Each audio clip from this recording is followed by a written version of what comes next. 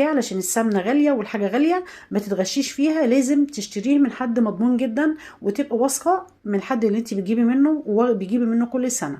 لو انت لسه اول مره تجيبي فبتجيبي منها نص كيلو، بتجربيه وبتشوفيها لو هي كويسه بتتعاملي معاها بعد كده. بنعرف السمنه كويسه منين؟ من ريحتها، ريحه السمنه البلدي.